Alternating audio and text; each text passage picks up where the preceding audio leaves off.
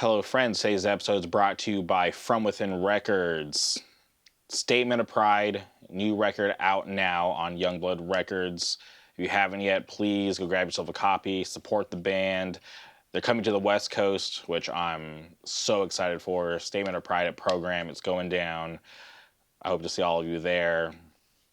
May 18th, From Within Records Spring 2024 Showcase, taking place at the Handlebar. If you haven't had a chance to grab your tickets yet, please head over to FromWithinRecords.com and grab one while you still can. And if you're not following From Within Records on social media, please go boot up X, go boot up Instagram, click that follow button to stay up to date on all the current news. And like I always say, please support From Within Records because they support us. If you're looking for high quality merch for your band or for your business, please hit up my friends over at Good Fortune Printing out of Wilkes-Barre, Pennsylvania. You can follow them on Instagram at Good Fortune Printing, or if you want to get in contact with them, please email them, contact@goodfortuneprinting.com. You can thank me later. Before we get into today's guests, you might notice that I'm not at the normal studio. I'm currently at my parents' house in Palm Springs. I'm here on vacation. We're on a little side mission, but it's also nice to come here and reset. It's nice to see my parents. It's nice to be in my room again. You know, I built the majority of this podcast in this room, not where I'm currently sitting. I'm actually sitting on the floor right now. But the room was set up a little different when I was here full time. But I had a desk, and a lot of the early days happened here. So whenever I'm here back at home, it just brings me back to those early days of the podcast, and it's just nice to reminisce. It's fun. I'm stoked that we're still here. We're on episode 425 and still going strong. So I hope all of you are having a good time. You know, life is interesting. Taylor Swift just dropped. Kendrick Lamar is scared to drop. Shout out Team Drake. Things are going pretty crazy right now, but I hope all of you are doing the best that you can. But on today's episode, we had to track down our friend Peter, plays in a band called Gemm out of Arizona, and I had the pleasure of meeting Peter back when they were on tour with my friends in Ultralight from Pennsylvania. And I'm always nervous to meet new people because I hope to click and make some new friends, but it doesn't always go that way. So luckily meeting Peter and the guys from Gemm, they were all super chill. We hit it off right from the start. And I'm just a fan of their music. I'm a fan of Dining with Gemm, this food series that Peter does on the social media, which I think is awesome and fun, a little different content, but able to, you know, bring the music and the band members and, food all in one spot. It's awesome. So if you're not familiar, please hit pause, go boot up your Spotify, Apple Music, Tidal, Bandcamp, YouTube, whatever. Go listen to Gemm. They just put out a new record titled Spun Out, which I think is awesome. And listen to the record, come back here and listen to Peter and I chop up all things Gemm, all the cool shows they have coming up. It's seriously awesome. I had a great time talking to Peter, so please strap in, enjoy this conversation. Without further ado, welcome Peter to the show.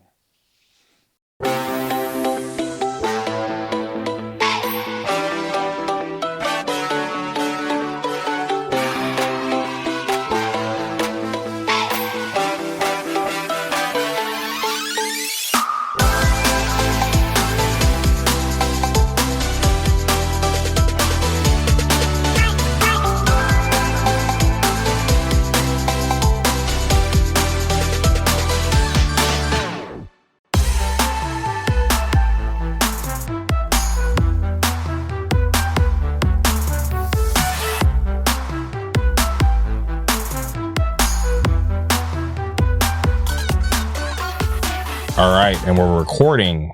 Welcome to the podcast. Peter, how's it going? I am wonderful. How are you? I'm doing great. I'm happy to finally have you on the podcast. I know it seems like it's been a while since we first met, but I'm happy to have you here. And I definitely knew when I met you in person and kind of just got a feel for what kind of person you are, because I already like knew of you because of your food videos on TikTok. So to meet you in person and to kind of hang out for that day, I was like, oh, this guy's actually pretty cool. I think I would enjoy having him on the podcast. So when I asked and you were down, I was happy. So it's cool that it's finally going down. Dude, yeah, I was. First of all, that is very kind of you. Thank you. Um, I was stoked. I had listened to the episode that we were talking about. Oh man, that would have been what, November, when we were out with Ultralight. Yeah, it was November. So I had sat down and listened through some of the episodes, and I was like, damn, this is really cool. So I'm very stoked to have one or be here. For sure. I actually thought about that night a couple weeks ago, because that Dave's Hot Chicken that we ate at, somebody got stabbed to death in there. And remember, I sent you the article, and I sent it to you. I sent it to Dave, and then I sent it to my buddy who lives nearby, and I asked him, I'm like, yo, does it usually like go down like this? And he just explained to me, he's like, yeah, he's like, it was just a weird night, because it was all because of that club. Remember the club that was close by? Apparently it was some people from the club that trickled in, and there was just tensions were high, and just a stupid argument led to somebody getting stabbed to death, which I thought was pretty crazy. Dude, yeah, reading that article was psychotic, and I was just looking, I was like, damn, we sat right there and had hot chicken, and now there's just blood everywhere. Like, holy shit. Yeah, and what's crazy too is I think you're probably the first person to go from a vlog to the podcast, because normally it's the reverse. Normally I would have somebody on the podcast, and then just somewhere down the line they make it into the vlog, but I think you might be the first person to go from vlog to podcast. So you're doing it in reverse, which I think is pretty interesting. Dope. Sounds awesome. Yeah. But okay, I want to ask you about just your history through music. Like, obviously, like I want to build up to Gemm, but I'm curious how you got into music, how you got into playing music, because I'm just always so fascinated by people who are able to just learn that skill, because I've tried in the past, but I just was never super focused, and I just never actually ever learned how to play anything. Dude, yeah.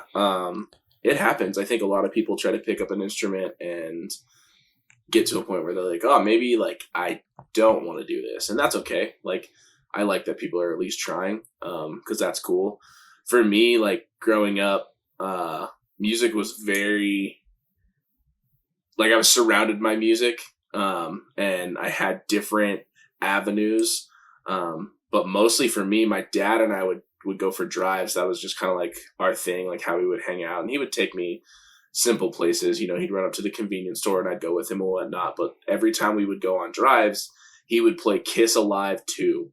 And it's just like one of their live records, and he would turn it up real loud, probably way too loud for a child to be listening to music. And I was just like enamored by that record. And one day he was like, check this out.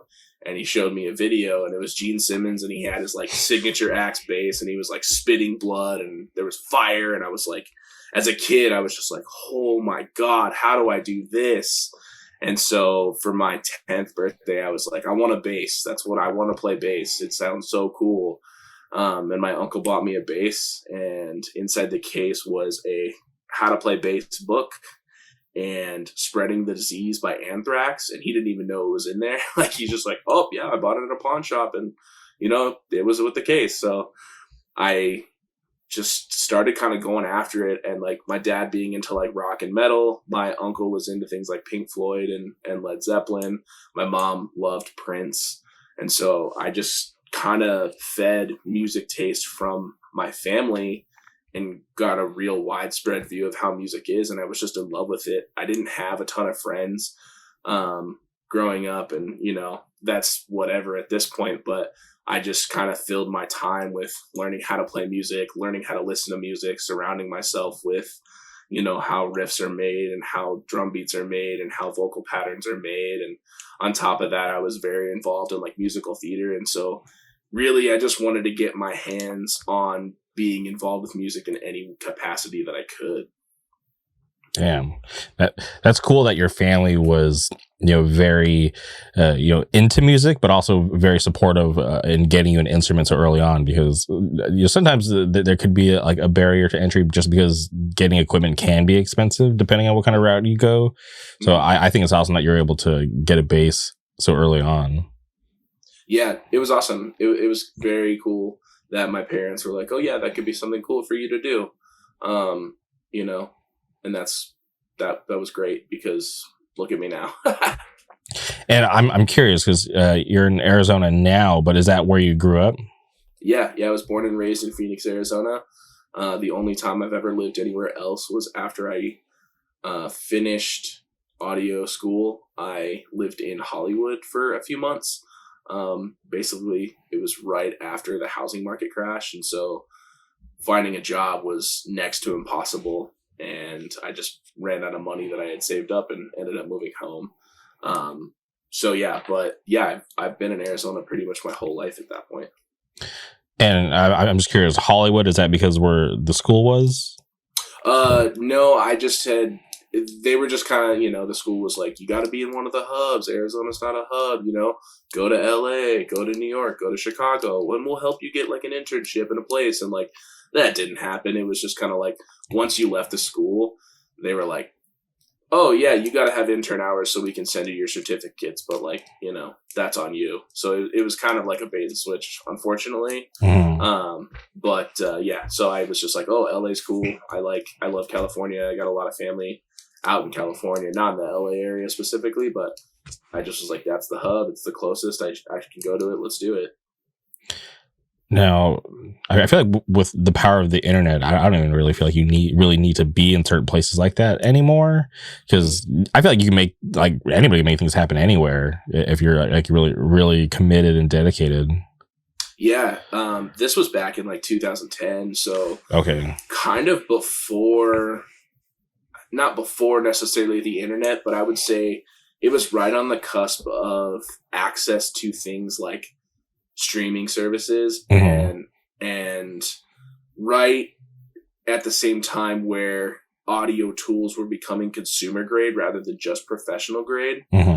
Pro Tools, you got a copy of Pro Tools when you went to school, and so like having that was crazy because if you wanted to have Pro Tools, you had to spend probably $1,000 or more just to get the program at the time. And now it's a subscription base for like, I want to say $10 to $20 a month. So yeah, now you can do it anywhere. You can do anything. And that's cool. Honestly, to me, it's cool that, we're seeing it, that people are making awesome records in their bedrooms at this point. Yeah. I think back sometimes to when I had it been maybe like early high school, had a buddy that he used this program called BearShare. It was like, LimeWire, Kazaa, but they offered like, oh, like, hey, like if you want to use our program, just pay this monthly subscription. Like you don't really own anything, but you have access to like everything in our like database. And I remember thinking back then, like, why would I want to pay for something that I didn't own? Because it was such a foreign concept back then, right? This is like early 2000s, but you fast forward to now, like the majority of the music that I listen to, I don't own because full transparency, I don't pay for my Spotify subscription. I'm on like a family plan. Thank you, Nate, for paying for that. But like I buy music. Like I have a bunch of like CDs and stuff behind me, but there's a very small percent of that actually gets played because for the most part, like I'll buy the special package version, whatever. But then sometimes they'll release like a jewel case version, and I'll keep the jewel case version in my car because my car luckily still has a CD player, so it'll get played there. But outside of my car, like I don't have a way to listen to CDs, so most of my music is consumed through the internet. And yeah, like I said, like I don't own the majority of it, and it's just so normal now versus back then. I was just like, this doesn't make any sense. Yeah, dude, almost everything we do and have is a subscription service, and everyone can have their feelings about it one way or the other for sure, and I understand that. But yeah, it is super interesting how at that time things like, Splice and Netflix were just like not what they are today. Netflix, you were still ordering DVDs, and it was just like, yeah, just pay us $8 a month, and you can hold on to it like whatever you forever long you want. But now it's like we have this access at our fingertips of a library we don't even own, and it's like if my Wi-Fi goes down, I don't have access to any of it. I can't do anything. Plugins are the same way. Like ToneHub is a plugin that has like subscription based services for their tones, and if like your internet goes down, you can't access any of your tones for your guitars and stuff. So like, what do you do? It's pretty wild, but it's not foreign to us. It's like, oh yeah, that's normal. That's a normal thing. Yeah, I get reminded every so often. Like a couple months ago, I built the computer that I'm using now, but having to like re-log into stuff and having to get through like the security checks because obviously like the device wasn't recognized because it was the first time I was logging in. It's just like, wow, like the internet can't go down, or my computer would be pretty much useless, which is fine because I try to stay connected. I have pretty good internet, but yeah, when I think about just like the whole operation that I use, right? Like I use Adobe, so I run Audition, Premiere, Photoshop, and it's all subscription based, and I'm okay with that, just because obviously it gets like regularly updated, and I don't feel like I need to own it, so that's something that I'm okay with, and for the most part, like all my entertainment, like it's been years, but like for video games, I'm all digital. I can remember the last video game that I bought physically, and I was just, I think I was just ready to let go because it was just a lot of just clutter that I didn't need. But also I would be very fickle where I would like buy games and then I'd get over it and be like, all right, I'm just gonna go to GameStop and trade it in and buy something else. But I was like, all right, if I just go digital, like I can't trade it in. I'm just stuck with it, and I'll just be able to have like a nice, cool like digital library. And I just pray that like Steam never goes out of business, which it would be a crazy world if they do because they're so successful. But yeah, and I don't buy movies. I stream it, so it's like, yeah, for the most part, like outside of like collecting like T-shirts and K-pop albums, everything is pretty much digital. Yeah. Yeah, it's funny. I think the only thing I really enjoy having physical media is music. It's like, I mean, I obviously use streaming services and bounce back and forth between Spotify and Apple Music. Sometimes it just pops on and I use whatever pops on my phone. But I love holding a piece of music because it just, there's nothing like it. I still get that like same feeling I got as a kid where I'll buy like a tape or a CD and it's like I'm holding this thing that people spent hours and hours of time making, and I look at it and it's like I get to own a piece of it. I don't own the music per se, or I don't own like the album art or anything, but like the physical piece that they put out, I get to be like a part of it, and that's like really cool for me. But that's the only thing I do it with. Like you said, all my video games are digital. Most of my movies are just from streaming services. So yeah, music is the only thing where I'm like, this is my physical thing. Yeah, sometimes I wonder like what I would be like if I went down like the vinyl path, because I tried. I haven't really told this too often, but years ago, had this buddy, and he was the guy that was just ordering like every like hardcore record. He had an insane collection, and it was always fun for me to just look at his stuff because a lot of that I've never even seen. So just to be able to look at like the inserts, or when there would be like gatefold like LPs, just to see how much like work went into it. I was like, all right. I was like, maybe I should start.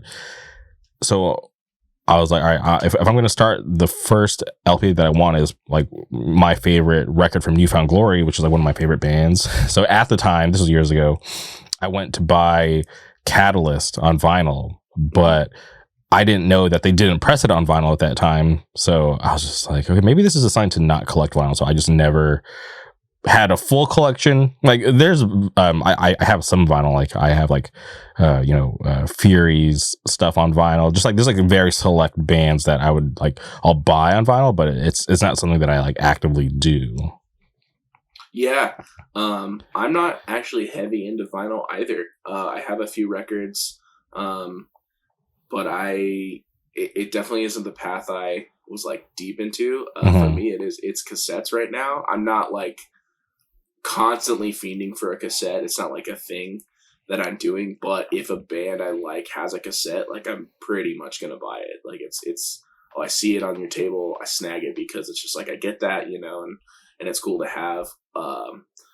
It started because like a few years ago when we were touring in an old band, the van we had a tape player. It didn't have a CD player, and so we would just like pick up tapes from everyone we would like interact with, and people would give us tapes of their band and stuff. And so it just kind of became a thing that was like, oh, let's go look at this record store and see what tapes they have, and then from there it was just kind of like me and one of the other members pretty much just split the tapes. We're like, all right, cool, you take these, I'll take these, and these are ours now, you know. And so that's kind of how it started for me. And then having that, I was like, oh, I love holding a piece of physical media.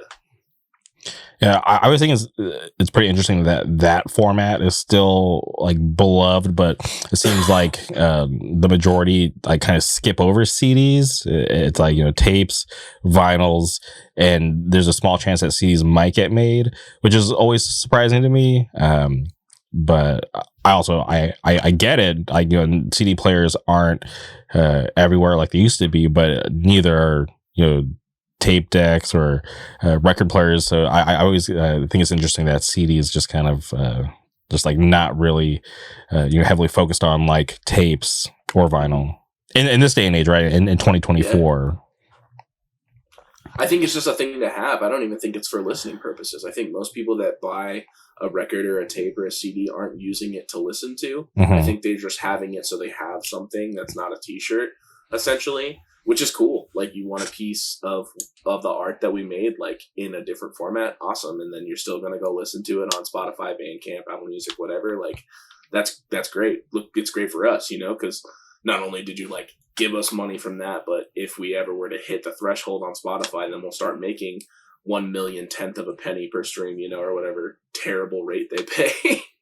But, you know, I think it's cool that people just love that kind of stuff.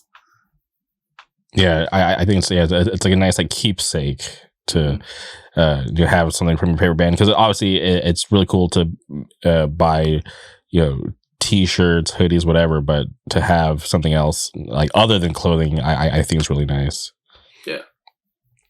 Okay, now I want to just move on to Gemm. How did that band form? Yeah, we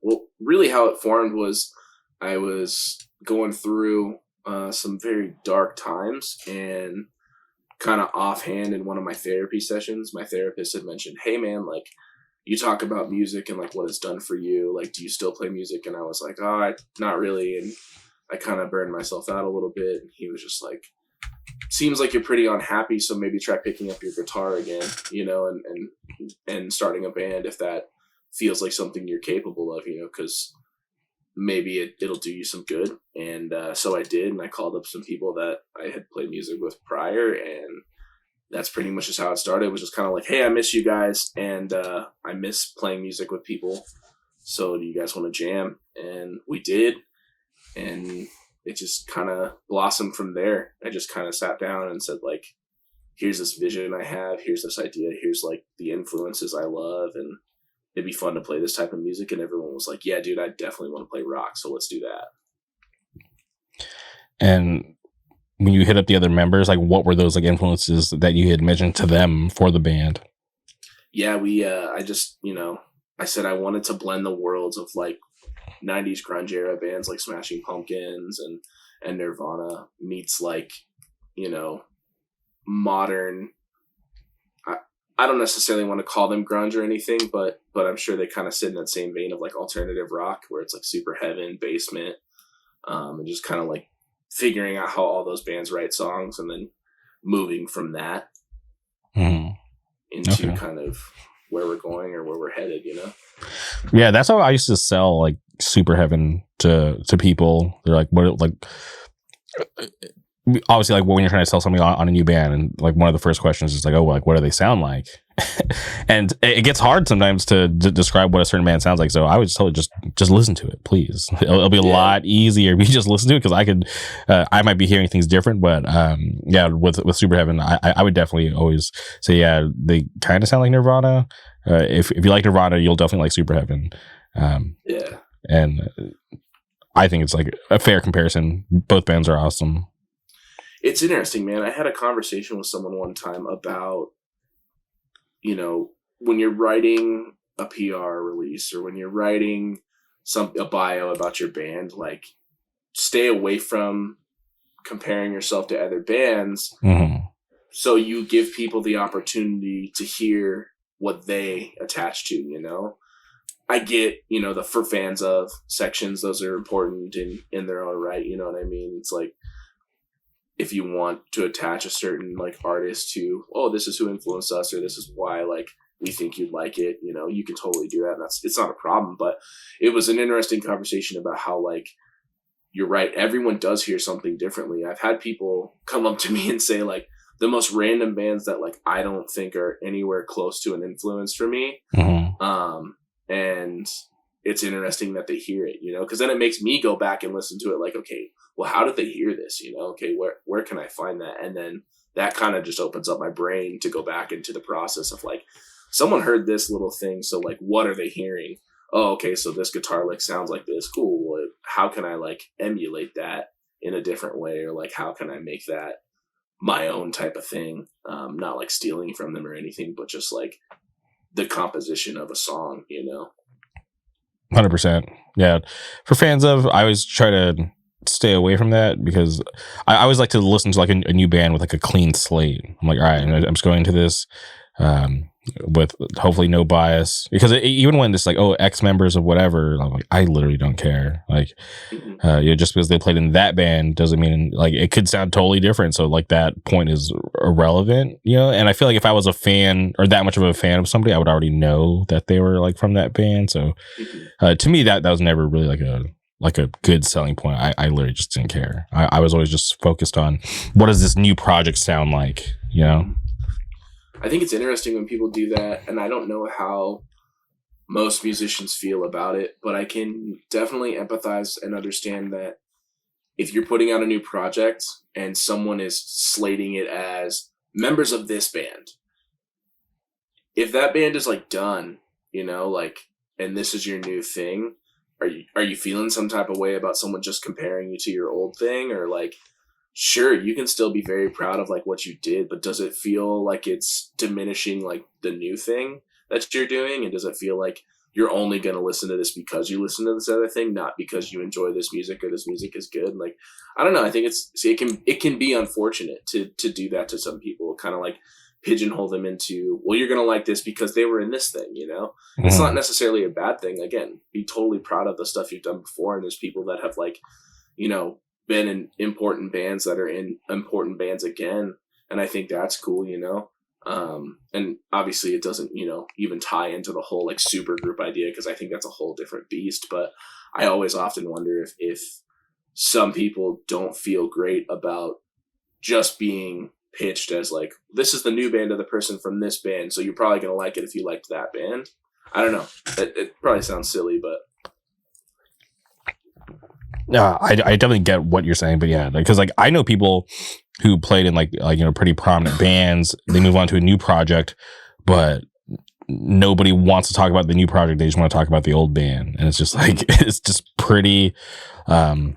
Just seems like disingenuous when it's like, all right, like, hey, like, here's a new interview from so and so. I go to read the interview to try to get new information about the new project, but then they start asking a ton of old questions about the old band, and I'm like, it was just like clickbait. I got tricked. Or maybe the reporter, journalist, whatever, tricked the person that they were doing the interview with. So it's just strange sometimes, because like I said, when I listen to, or when I hear about a new band, it's like, telling me that they're ex members of something does nothing for me. It doesn't get me excited. I literally don't care. Yeah. I think the biggest example we probably see in the hardcore realm is Glitterer, right? Like, everybody's going to ask that dude about Title Fight all the time. And it's kind of just like, yo, he's got this new thing that he obviously very much so loves, and it kicks ass. So like, talk to him about that. You know, like if you're in an interview and you go through and you happen to say like, hey man, like I love what you're doing. Obviously, I love Title Fight a lot too. That was a very important time in my life, so thank you very much. But I'm excited that you're doing music, you're doing Glitterer. This is a thing. Like, I see people do it, man, and I'm just like, what do you like? That sucks. You know what I mean? Because like, that's not necessarily that person's only identity, or it's not even really their identity. It's like, this is a person that played in that band, but like, he's got this whole new thing, like I said, that kicks ass. So just like, talk to him about that. I wonder if like that is frustrating for them. That's just something like I think about, like, man, I wonder if those dudes get a little like bummed if they're like doing something new and people just want to talk about Title Fight. It's like, sure, it's sad, but Title Fight's done, man. Maybe we'll see something one day. Who knows? It's never say never, as they've recently said, but like, kind of focus on their new shit. Yeah. Title Fight will be back, but I totally agree, because I had a buddy, I forget where he saw Glitter, but he's like, I went and told him how much I love Title Fight, and I was like, okay, did you tell him how much you love Glitterer? And they kind of were like, no, and I'm like, yeah, that's like, I'm sure it's flattering to a point, but it's just like, obviously, Title Fight is amazing. But I think Glitterer is awesome too, and I feel like it's proven with like their track record so far. Well, I think the music's awesome. They've obviously toured a bunch, played a bunch of cool places. So I would refrain from just fanboying over Title Fight and ignoring Glitterer, because I think Glitterer is awesome, and I definitely respect it. Yeah, totally. Okay, so when you get the suggestion from your therapist to, hey, maybe start playing music again, you hit up your friends, they're down, how does it like the process to start writing the first record go? Like, do you guys all get together, or are you already like have riffs stored? Like, what was that whole process like? We just smoked a bunch of weed and made music. No, it was actually really interesting, because this was kind of like middle of pandemic lockdown, where I was like trying to like get a band together. It was like, can we hang out? What precautions do we take? What's the move? What's the safest bet? How do we do this? And so we did everything we could as far as like precautions. And really it was more towards like the beginning of 2021. Mm-hmm. We had been talking some time and kind of like sending voice memo like ideas or thoughts and just talking to each other, because realistically, like, I was in a band with these dudes and we hadn't talked to each other in like 3 years after the old band broke up. Like, we just kind of were just like, we're not really hanging out, It was kind of bitter, which is fine. Things happen. I think you just get tired, but we had just kind of were trying to reestablish our relationships. And so where there was that, and then eventually it got to the point where it's like, okay, guys, like, I want to meet up and like just try to jam through some things, So we like wore masks. We got into like a big room and stayed pretty far apart, and then just kind of started like just writing riffs out of thin air, and talking about the records that we liked, talking about what we wanted to sound like, and really everyone kind of like leaned on me when it came to kind of the whole vision of everything, because it was kind of just me being like, I need to do this and I want to do this, and you guys are the people that I want to do this with, and so they were like, cool, like, what do you see? What do you want to sound like? And here's my holy grail of records, and here's my, holy grail of like designs, and let's like emulate this, like, let's try to like do something that feels like this stuff but is authentic to us as people. And so that's kind of how we started.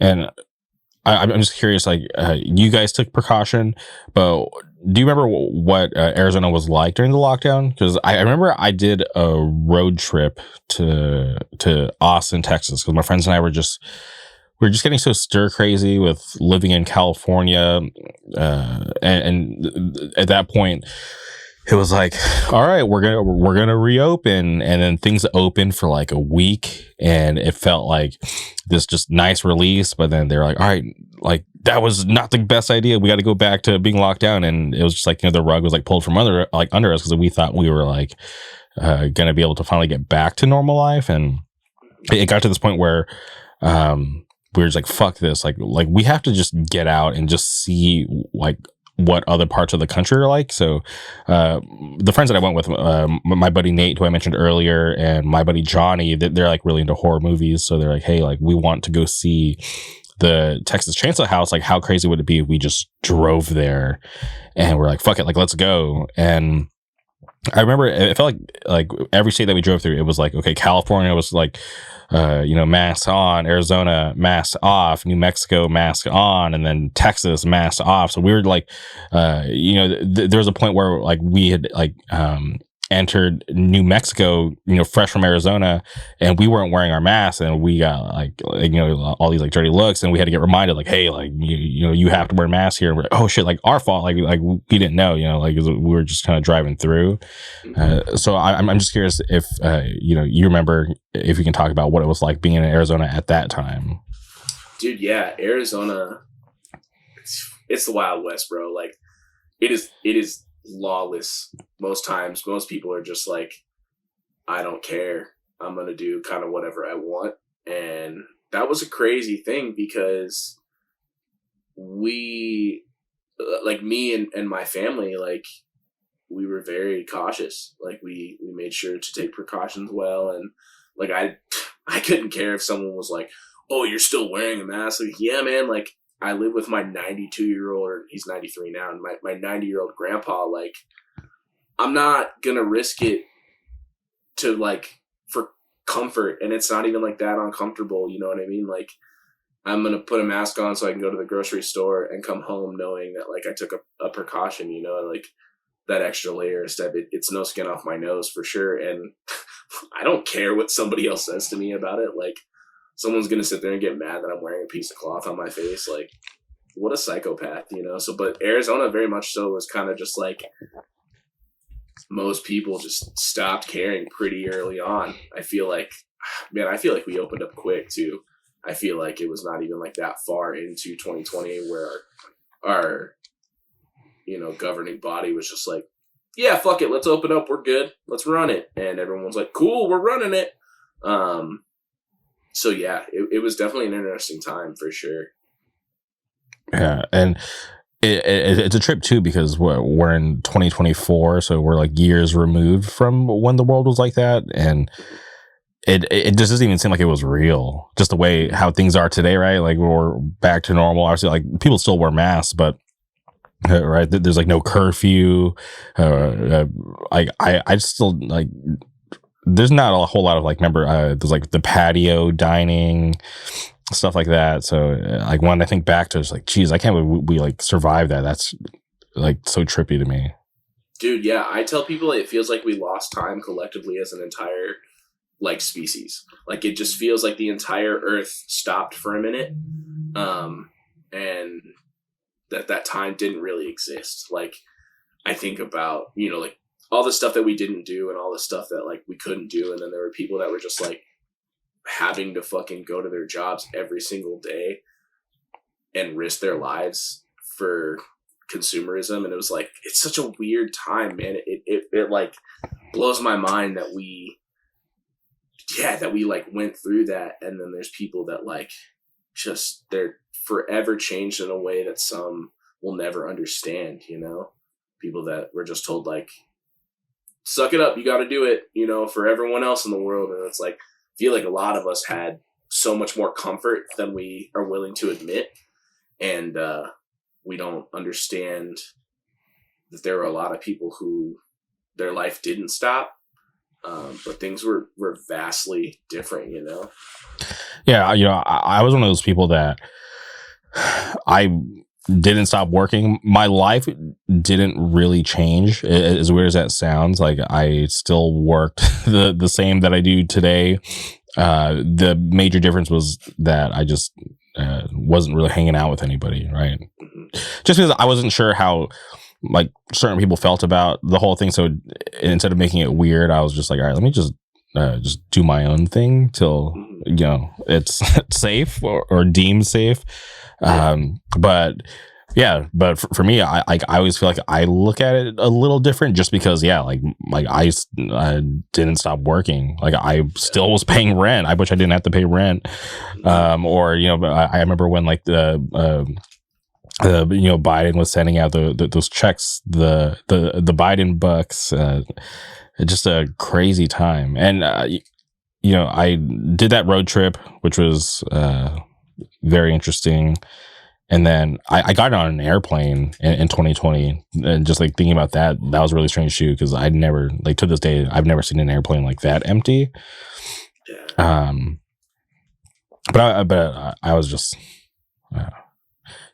I wish I didn't go, because I went on a trip to Disney World, and I was seeing all these videos online, like, oh my god, like COVID during Disney's the best. Right? This sounds like obviously first world problems. You know, so it's like Disney World's the best. Like nobody's there. You just walk on everything. So like I wanted to experience that, because at that time I was doing these like annual Disney World trips, and we had one planned for, because like we would do Halloween time and springtime. So it just turns out that our springtime trip was planned, and like half the group didn't go because of COVID, which is like totally understandable. So like I still went, but when I had arrived, like Florida had already like kind of basically got back to normal. Like the theme park was just as full as it was before COVID hit.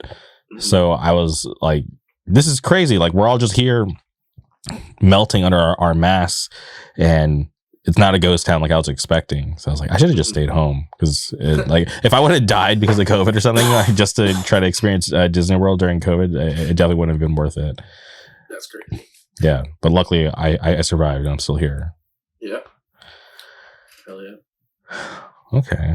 Well, you mentioned that first record you guys got together. How long did it take to write that record? And I'm talking about "Shine in the Sun." Yeah, dude. It took a long time, and I think it was mainly because we were trying to find our sound, and I was trying to figure out, you know, how to play certain things and emulate or express like what I wanted it to sound like, and realistically, I wanted this to be like really fun. I didn't want to try to get into the let's start this whole serious band thing and get back to where we're touring like relentlessly, you know, because like our old band was like DIY, you know, melodic hardcore, not popular at all. And I drove those dudes into the ground. I was just like, we're practicing twice a week. We're making, you know, we're doing this, we're doing that. We're doing 8 weeks, you know, of our own DIY touring, trying to just get our name out there. And it was fucking grueling for them for sure. And it was brutal too on my brain a little bit. You know, we had tons of fun and met a ton of great people, and there's nothing cooler than like jumping in a van with your friends and playing music. But like, it definitely hurt them, I think, in a way. It just kind of like made them tired. And now that, you know, we were all kind of approaching 30 at this point, like I didn't want them to feel like we were just going to jump back into like grinding super hard and trying to make everyone in the world hear our music. And I wanted to just like make it fun. So realistically, writing that first record took months. It was a slow process. And I wasn't trying to like push anyone to like produce anything at that point. I was just kind of like, let's just like get together and write some songs. And it kind of got to a point where we were getting together weekly and we weren't moving forward. And that's when I was kind of like, hey, what do you guys like realistically want to do? Because if like you guys don't want to do the band thing, like that's totally okay. You know, I'm totally okay with that. I'm love that we're friends again. So let's just be friends if that's what you want to do. And everyone was like, nah, yeah, I think one day, you know, shows will come back, you know, and I think they were kind of starting at that point when we had this talk of like, who's going to do the first show. And I think if anybody's in the hardcore realm, they know who did the first show because it was talked about like crazy. Mm-hmm. So it got to that point where I was like, you know, if we want to play shows, then like, let's kind of buckle down a little bit. And we did. And that was probably like July or August of 2021. And, well, actually it was before that because I think we recorded in July and August of 2021 because we put out Shine in the Sun in October of that year. So Okay.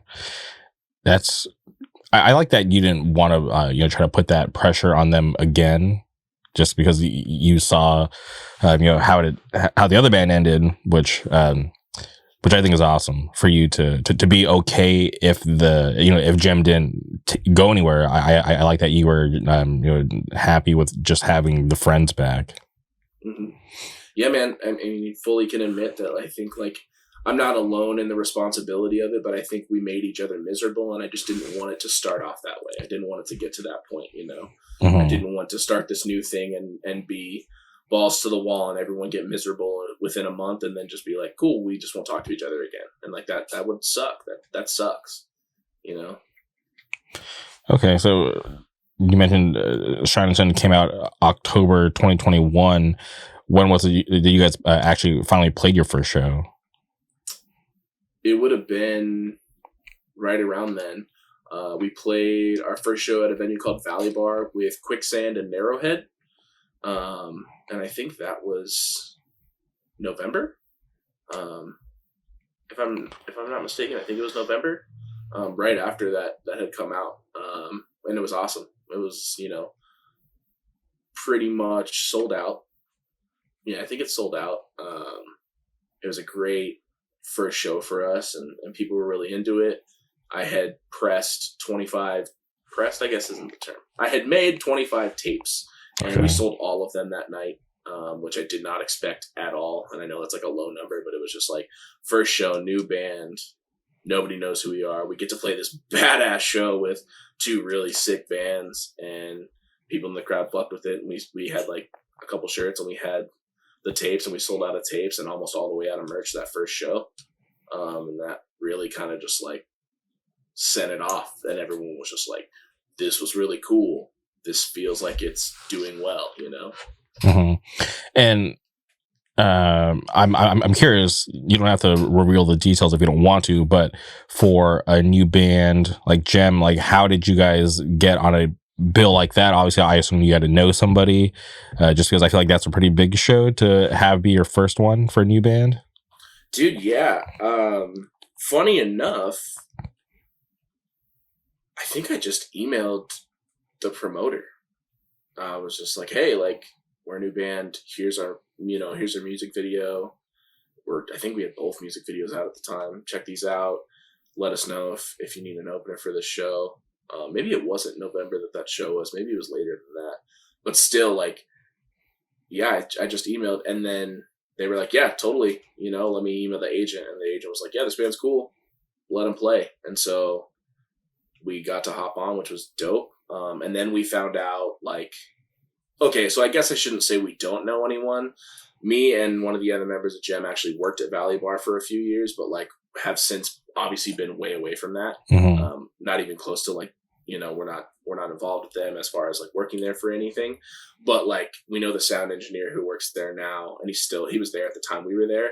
And then we found out that night when we played the show, the GM of Valley Bar is a friend of ours who we worked with at Valley Bar at the time. She was a server at the time, and now she's the GM, which is dope. But we didn't know that before. So maybe she had like seen our name come across and was just like, oh, my friends are in that band. Let's ask the agent, But it wasn't like I tried to use some like connection at the time. I just was like, yeah, Valley's got the show coming up. I'm going to ask if we can play. And you know what? Now that I think about it, I had asked way before we had put out the music. I had the stuff ready. I had the music videos ready to go. I had the music was already like done. And so I, made the private links and I sent them to him. I was like, hey, these things are private. We haven't like released it yet, but we're going to be releasing it like before the show, if you guys want to take a listen. So yeah, that's kind of how it came to be.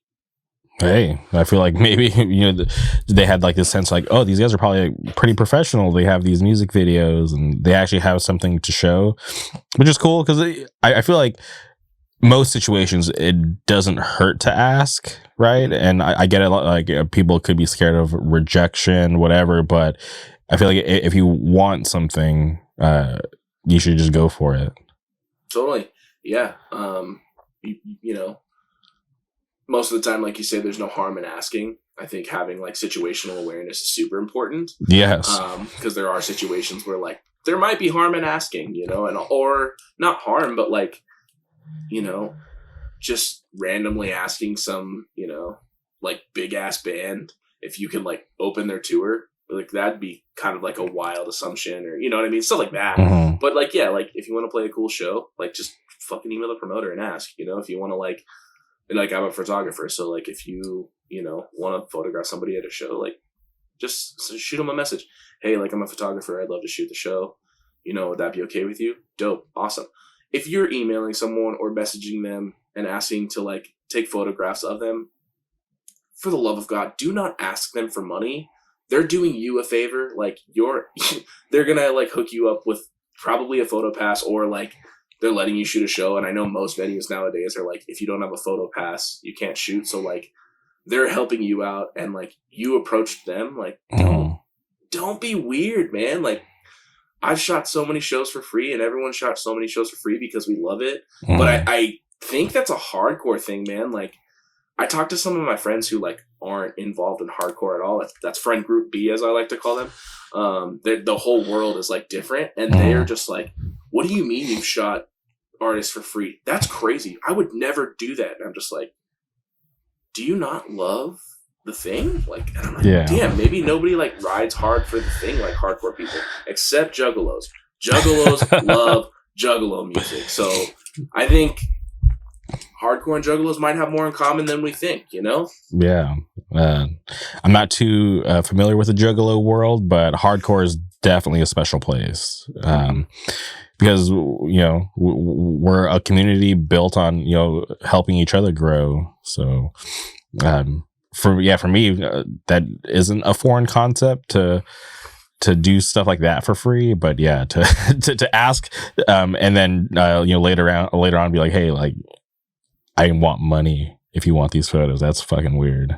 Yeah, dude, again, no problem with getting paid, right? Like if someone wants to hire you to do a project, dope, get that bag for sure. And I do the same thing, you know, but I'm not going to approach someone and be like, hey, can I shoot your show? I get the content, obviously, like you're doing me the solid because it's your name that I'm using. Can you also pay me? Like, just to me, that blows my mind that someone would have the audacity to like do something like that.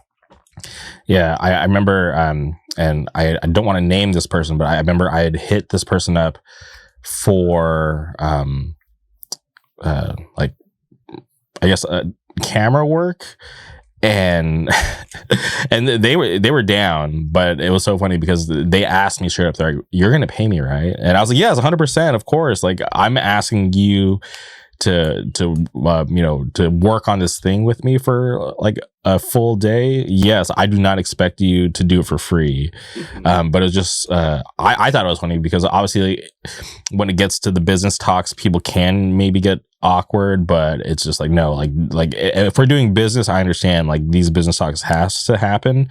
So I thought it was funny that maybe people have hit this person up in the past for free stuff, but I was like, no, I respect your work, and I feel like that might be a little disrespectful to try to get something free, especially for what I was asking. I was like, yeah, no, 100%. Like what's like, and I didn't even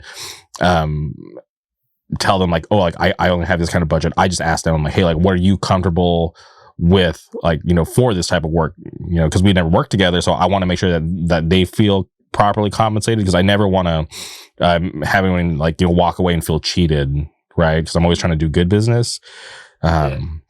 But yeah, it gets crazy. But yeah, people are weird. Just try to be very transparent I feel like being upfront and transparent from the beginning, right? Don't try to do some slick shit and come at the end and you know, it's weird. I agree. Yeah, that's crazy to me. Yeah, of course, pay people for their services when you need them to provide services. But if you are offering your services to someone and then telling them, "Oh, you have to pay me for them," after you like made the offer, like that's so shady to me. You know? Yeah.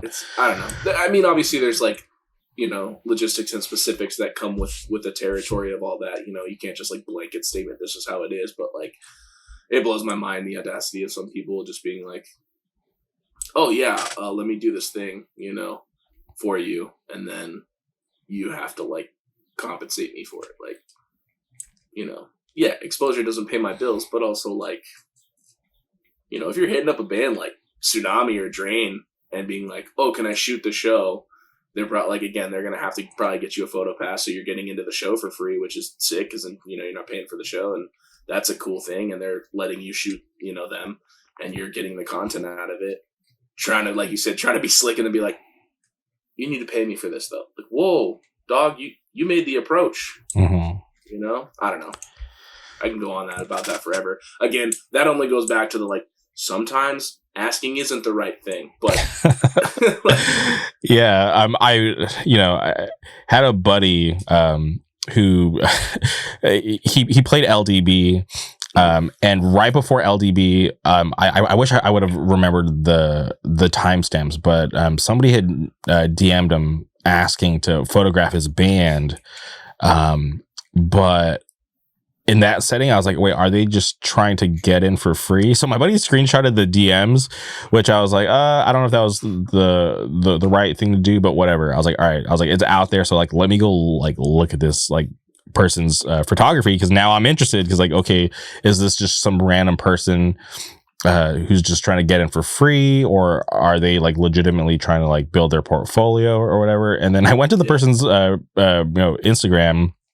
I thought the photos were awesome, but I was thinking, maybe it was the approach, because maybe this guy doesn't know my friend, and they're just maybe going down the line and just DMing every band that they could think of to try to get in for free. So I always think that's interesting, because that is a weird position, right? To just randomly hit somebody up. And I don't know if they knew my friend or not, but I'm assuming not, because it was in like the other folder of the DMs, right? It wasn't in like the normal DMs. It was like he has to like approve the request. Yeah. So maybe they didn't know my friend. But I was like, that's very interesting and very bold, but also it's like, yeah, maybe not the best time to ask. Maybe go shoot them at like their local show first, maybe try to build a relationship. Because it could seem weird to ask for the first time at this like giant fest, right? Because LDB, it's not like your normal hardcore festival. This thing is like a full on crazy big production. Yeah, I don't remember the guy's name, but maybe, go build relationships, go shoot your local, scene or something before just trying to jump into, this big hardcore fest where like, you don't know anybody. Yeah, don't be a scrub. Yeah, and you said you take photos. Like, is that like something you do like regular, or is it just like a hobby? Or? Yes, yeah, I do it pretty regularly. I try to shoot as many shows as I can. For a while, I was shooting kind of everything. I was doing engagements and weddings and couples and all sorts of things, and it just kind of got back to that like, man, I love music, so, I've been on stage. I know how to stay out of the way, and I know how to, like, look at a photo and take one and then be like, oh, this looks cool. Dang, that guitar player does not look cool. I'm not going to put that on the internet for them. I don't want them to, like, because you can get some wild looking faces and stuff, Yeah. Do them a service, not a disservice, but, like, yeah, so, for me, it's cool because there's a lot of people that are very supportive, and I've been like, hey, like, can I shoot this show? And they're like, yeah, totally, and they hook me up with a photo pass, or like, if I'm already at the show, and depends on the venue, because a lot of venues are like photo pass, and it's not necessarily the venue, but it's actually a lot of like agents that are about it, and I get it, right? Like you and I see it all the time.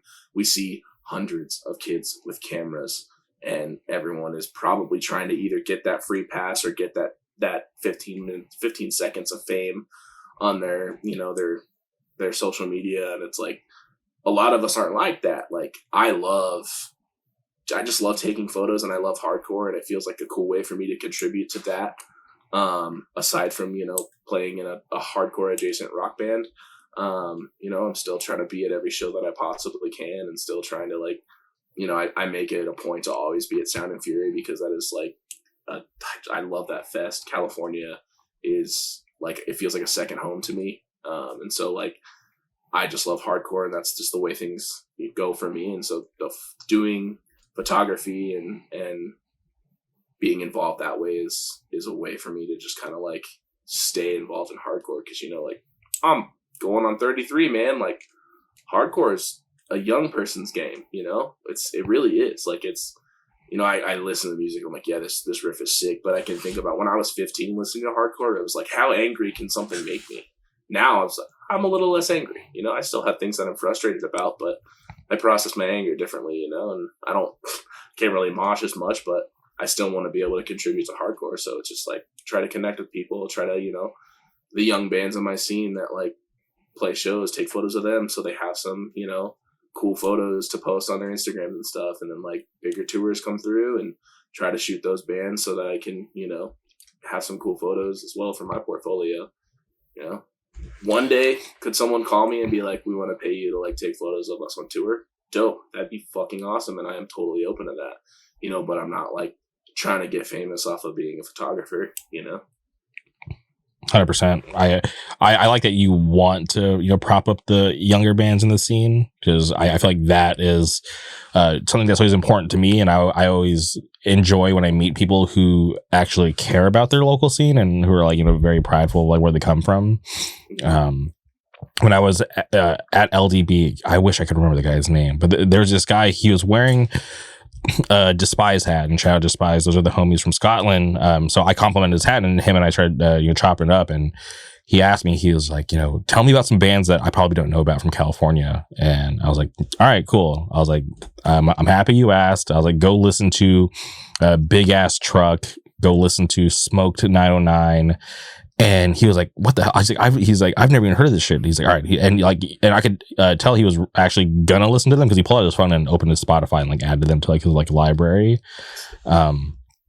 And I think that's always like really important to want to support what's going on locally, because obviously, like, you know, there's cool shit going on everywhere. But if you can, you know, play a part and strengthen your local scene so that it has longevity, and that, you know, there's going to be a constant flow of, you know, new kids popping up to want to, you know, participate and create new shit. And not, you know, it doesn't have to be a band. It could be, you know, new promoter, zine, podcast, whatever. Just as long as there's people putting in the work, that's what I, you know, feel like is always like very important. As long as like you have that in your scene, like you don't have to worry about it fading out, because obviously, it's like none of this is guaranteed. It's only going on because there's people behind the scenes putting in the hard work day in and day out. Yeah, dude. Yeah, I think like being involved in hardcore for, oh man, will be what? Almost, well, you know, 35 will be 20 years. I think my first show was like 14 or 15. Okay. My first hardcore show was 14 or 15. I was really into ska before that, but ska. My first hardcore show was 14 or 15, and I've watched it ebb and flow, and I think hardcore is the biggest it's ever been ever. And then I think like you said, it's so important to bolster up those young bands, because like even if what they're doing now isn't the thing that like takes off, or like isn't their permanent thing, or, you know, they could not do it in a couple months, it's important to like support them now, because you want them to keep doing it no matter what it is, you know. Mm-hmm. There's a young band from here, there's a couple young bands from here that I really like, but one of them that I got really close to is a band called Maldita Gente, and like those kids are so nice, and they're so cool, and they're so supportive, and every time I see them, they're getting better and better, and it's badass to watch, because they talk about how bands influence them from our own scene. Oh yeah.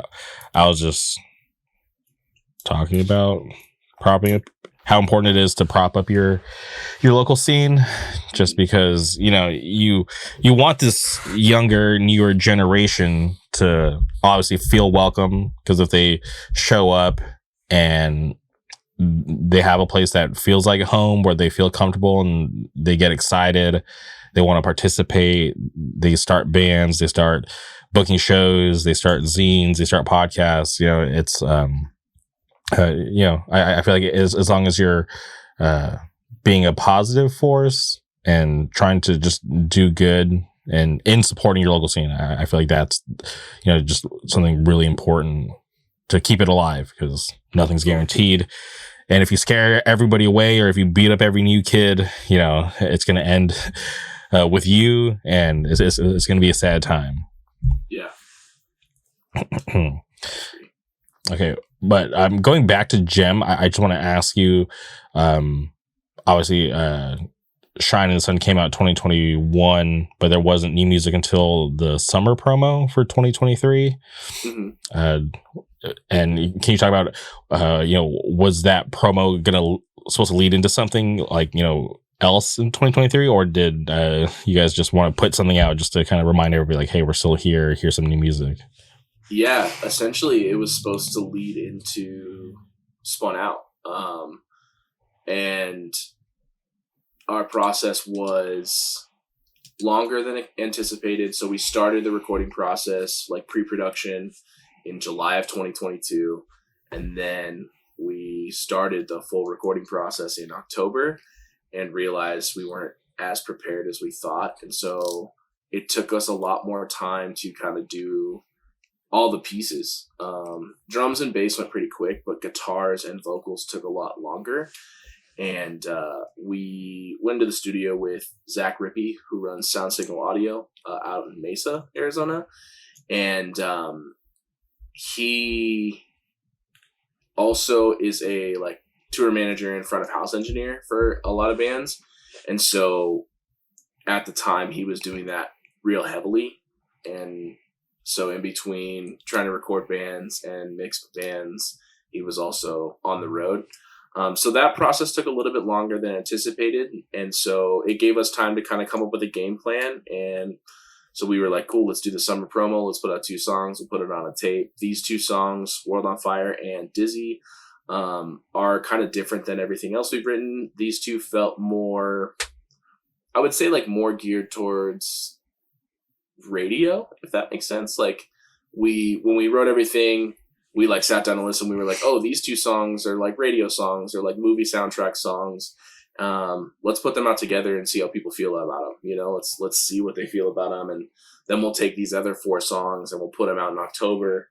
And that's what we'll do with that. And in between us getting ready to put out the summer promo and like trying to gear up for the plan of putting out the EP, we got contacted by a label called Protagonist. And they're a local label out of Tucson. One of the members was the dude who runs the label.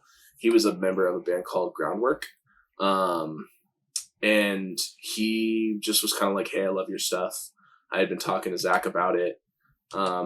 Would you guys be interested in me putting out your stuff?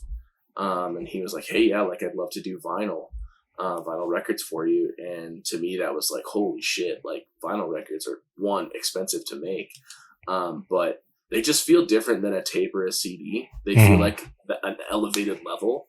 And so I was like, yeah, absolutely. You know, and it's cool. It's a great partnership with him. He's awesome. His name's Brendan, and he's real supportive, really, really kind, constantly talking to me about how much he loves Gemm and how incredible our music is. And he's just such a good dude. And so, yeah, that's why there's been kind of a bigger gap, was because once he approached us, it was like, cool, let's get the vinyl pressed and then we'll come up with a game plan and a release schedule, and whatnot. And so, yeah, once we got the vinyls done, and sent off and ready to go, we started looking at dates to release, and the earliest would have been December. And December's a bad month for music for sure. And January is also kind of a bad month for music. If you're a bigger artist or a big artist, you know, like it probably wouldn't really matter that much. But being small, you're gonna drown, you know, because people aren't paying attention to new music. The years are ending off. They're worried about holidays. They're worried about, you know, ending their years, and they're not paying attention to new music as much, statistically speaking. And so the next was like, I can put a song out in March and then we can release in April. And so that's what we ran with. We're like, cool, let's do it. And it came faster than I thought it would, because it was like, damn, man, we started the process in 2022 and now like this went all of 2023 with only releasing 2 songs. Like, oh no, you know, but I think anybody that's in a band will tell you that doing new music is pretty much a game of hurry up and wait. So.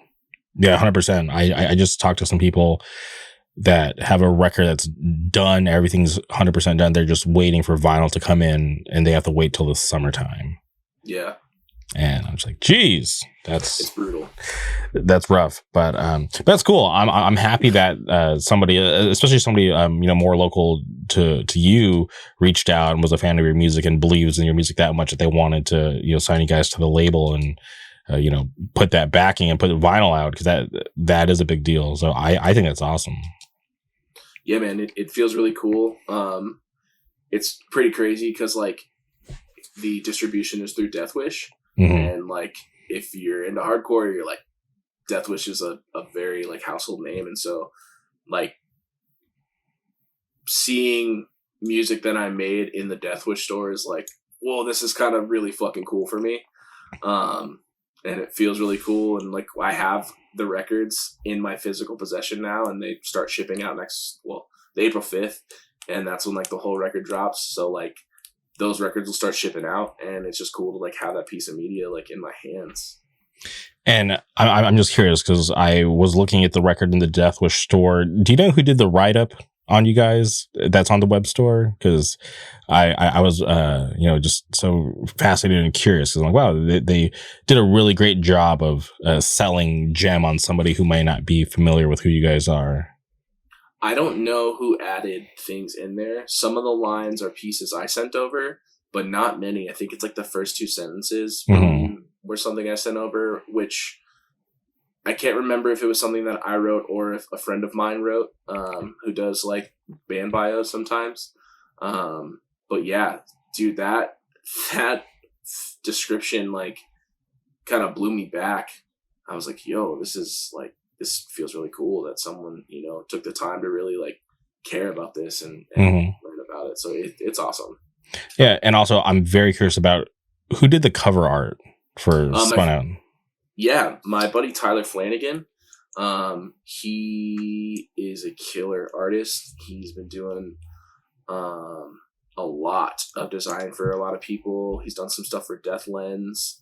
He does a lot of show flyers for us out here. He does some art for a lot of the bands here. He also plays drums in a band called Skin Ticket, and he plays guitar and sings in a band called Dreamcast, which is actually the band we're going to be doing some dates with at the end of April. Yeah, Tyler rocks, man. Him and I came up with the concept. I took all the photos that he used for it, and then he just went to town on his genius design skills. Yeah, because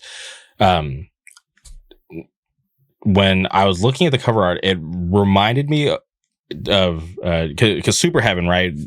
They were Daylight before, and if you look at the Daylight Jar cover, just the similarity in colors, that's what instantly just like that's what my brain shot to. I was like, wow, this really reminds me of Jar's cover from Daylight, just like the whole color scheme. And I was like, that's awesome. I don't know if that was intentional, but I just really like that, and I just love the vibe because based off of obviously heard the promo before, listened to the new single. I was like, okay, like that's a really cool cover. I think the cover is fitting. Hell yeah, thank you, man. Yeah, I mean like Super Heaven is just like a big influence for me in general. I think like Taylor Madison is probably one of the best songwriters of this generation, and I know that sounds like crazy to some people, but like him and Jake put together such beautiful music, and so like I will definitely say that Jar was probably one of the influences of where I was like, I want our cover to feel like this, because when I look at Jar, I think like it's such an iconic album cover. Like I remember when Jar came out, it was not only like such a good record, but it was a different ball game for that genre of music that was like adjacent to hardcore, because they totally went a different way. They were like, we're gonna do this whole like new thing, and they fucking nailed it. They blew it out of the water, and so yeah, man, like it's for sure had to be intentional, because it was one of the records. It was like that Siamese Dream by Smashing Pumpkins were like two of the records that I was like, hey, these covers to me look fucking awesome. Can we do something that feels like iconic like that?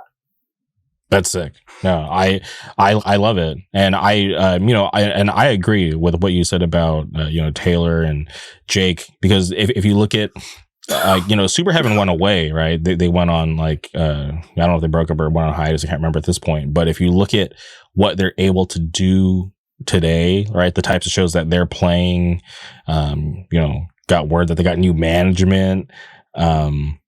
It's sick, and it's testament to how good like that music is. And then even if you look at Webbed Wing, right, they just put out new music. Another great band that Taylor and Jake are involved with, and yeah, I praise them, and I'm happy to know them. They're really nice people. They've always treated me well, especially when they didn't have to. So I'm stoked on them and happy for all that they're doing. And shout out their podcast too. Dude, yeah, pod is really funny. I think like the best part of it is that they know they're not taking themselves seriously, and like that's the whole thing. Is it's just supposed to be fun, and it's not supposed to have this whole grandiose scheme behind it. So it's kind of it's really cool. But yeah, man, I think like those two are so badass, and like both Super Heaven and Web Wing stay in rotation for me. I think I listened to that last Web Wing, like 3-song. Probably 100 times the week it came out, and then it just constantly like I'm Feeling Alive comes on and Medication comes on, and I'm just like I'm gonna repeat that song now. Like I'm gonna listen to it again, even though it just played. Like just what they do with music. What they do with music is just so good, And these two new songs are just they're just continuing to nail it, and it's crazy, because they just seem like funny, down to earth dudes, and straight up, they're just like, to me, they look like musical prodigies. They're just like, yeah, we're just like being dumb and being goofy and cracking jokes all the time, but we also have this thing that's like super sick, Yeah, I think like, dude, them going viral on TikTok like was so cool to watch, because I'm like, dude, this band deserves their accolades for sure. Both bands do. I think like Super Heaven has just cemented itself as probably one of the most iconic bands involved within and outside of hardcore as well. But like, they're I would call them a hardcore adjacent band. I think there was a whole like round of bands. Obviously, that includes bands like Title Fight and Tiger's Jaw and Balance and Composure. I think they all kind of had that like they toured with hardcore bands, so they were involved in hardcore and they're hardcore adjacent. But it's cool to see all of these bands getting like major recognition from people who might not ever have been involved in hardcore. But now if they're like listening to Super Heaven or they're listening to Webbed Wing, something else cool might pop up, and now they're going to be able to find another cool hardcore band, And that's what I think is sick. It's just like, oh, we're bringing more people in through songs that aren't breakdowns, 100%. And then I just want to shout out like their other guitar player, Joe Kane. He's just super talented. He's played in a ton of amazing bands beforehand, but just like his just level of writing is amazing, and I'm always a fan of bands that he does, just because I think he's just a really talented musician. Yeah, totally. They are high caliber musicians in both bands for sure. It's fucking great to watch. Okay, well, the record will be out probably the day after this comes out, but I was reading on your Instagram that you're going to have it at your show. You have an upcoming show, but then you also mentioned that you can also get it on tour at the end of April, but I didn't see any tour flyer, or is that announced yet? Yeah, we did announce it, and it was us and Dreamcast and another band called Chico, and unfortunately Chico won't be able to make it for a cool reason, but hopefully they'll talk about that before this comes out. Okay. But it's okay. But yes, we're just redoing the flyer. New flyer will be up probably Wednesday of next week, right before, and so yeah, we're still definitely doing that. We're hitting San Francisco, Arroyo Grande, nice, Pomona, San Diego, and then Tucson. So just a quick one. Just to kind of get out there a little bit, and then we plan to keep coming back more and more. Like we're always down to come out to California because it's so close. We'll play anything, we'll open anything. So, and where in Pomona? We're playing the Haven. Nice. Okay, the Haven. All right. Yeah. All right. Depending on the day, I should be there. I think it's, let's see, it's Friday. Yeah, it's a Friday. Yeah, we're playing with, it's on a Streamcast.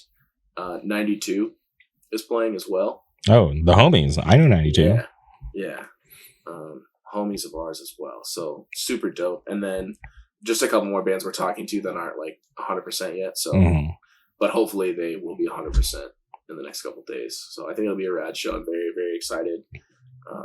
Very glad to be able to kind of get out there and rock some more, because that's all I really want to do. 100%. Well, I'm definitely looking forward to seeing you guys, on this tour at the end of April. But last thing before we wrap up here, I am just curious about, dining with Gemm, because I feel like that's how I first was like my real introduction on like you as like a person, because obviously that's like, obviously it's with the tied to the band, but I got to see your personality for the first time, and I really enjoy those types of videos. So I'm just curious, like, where did that idea come from to start doing stuff like that on your social media? Because I think social media obviously can be an important tool to, promote, but also to show other sides, of the band. So I'm a huge fan of, that series that you have. Cool. Thank you so much, man. That really means a lot to me. It kind of came from the idea of, with social media being what it is and trying to promote music, it can feel like just advertisement, essentially. And I think something I always loved was I loved VH1 Behind the Music. I love watching music documentaries. They were crazy. But there's a Sum 41 documentary that I thought was really cool, as far as just like you're seeing the band as the band and their personalities. And they definitely made some questionable choices, but like, being a fan of their music and seeing that, I thought that was really cool. And so like, when I really sat down to think about, okay, TikTok is a good promotion tool for your band. It's a great way to get your band out there. How do you promote your music without being like, hey, here's my band, listen to my band? And I just, I love cooking. I love watching Maddie Matheson. I love watching, Fuck That's Delicious with Action Bronson. And I was like, well, what if I did that? What if I went to cool local spots, ate some food, talked a little bit, and it was just like I didn't even have to focus on music, but it was slated as, hey, I'm in a band called Gemm, and that was pretty much the only thing you hear about from me in that, and then the rest was just like, check out this sick food. And I've kind of evolved that idea a little bit. My hope is that I can continue to do it. And make it a little more full scale, because I've kind of got a few episodes recorded now. But as we've experienced some technical difficulties, my computer has been kind of on the fritz, so I haven't been able to edit them yet. But my plan is to actually do more full scale stuff where I'm eating with band members and of different bands at different places, and having more full interviews, more podcast style interviews where we're eating and talking. And so I have a couple done right now, or recorded at least. And so hopefully I can get those, edited and put up. But for social media right now, it's just those like minute long clips, little chops that hopefully keep people interested. But yeah, I hopefully I can get to the point where I'm putting up like full, like 10-minute episodes of here's a whole conversation while we're eating all this food. That's awesome. I like that you're wanting to turn it into something more, because I think that is something really cool, because everybody loves food, right? I don't think I've ever met anybody that doesn't like food.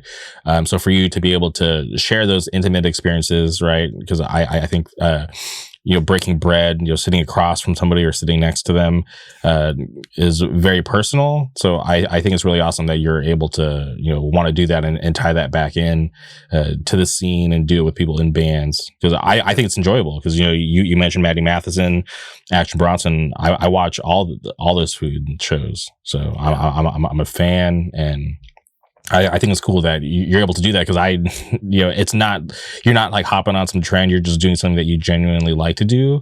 And and for me, someone like me who's like a huge fan of watching content like that, I think it's something really awesome. So I'm really excited to hear that you have these longer scale things that you're working on, and that's something that I'm definitely like looking forward to in the future.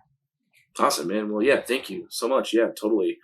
Um, yeah, I want to be able to connect to people that listen to our music in a way that, again, it's not just listening to our music. And I think, like you said, most anybody loves food.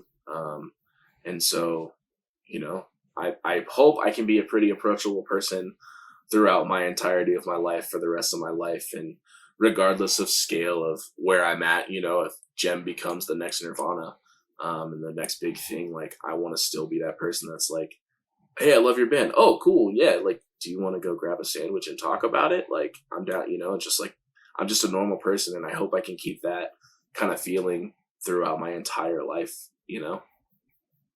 All right. Well, Peter, this was awesome. I'm happy that we were finally able to do this. But before we sign off, is there anything else you would like to say? Dude, just like a big shout out to Arizona, Arizona hardcore forever for sure. There's a lot of bands out here that I'm proud to be friends with, and I'm proud to support. Like I said, it's you know, Maldita Gente, Final Stance, Fortuna Malvada, Skin Ticket, Beyond All Doubt, No Choice. You know, they're all my friends, but these are people that like I would take a bullet for, and so it's really, really important to me that those bands get their accolades. But yeah, man, thank you so much for sure for having me on, and I'm so excited we got to like sit down and talk. Hopefully, I see you at the end of April, and maybe we get to eat. 100%. All right. Thank you for your time. Thank you everybody for tuning in. Spun Out, April 5th. Do yourself a favor. Go listen to the record. Go buy a record. Support Gemm. This was awesome. We'll be back soon. Goodbye.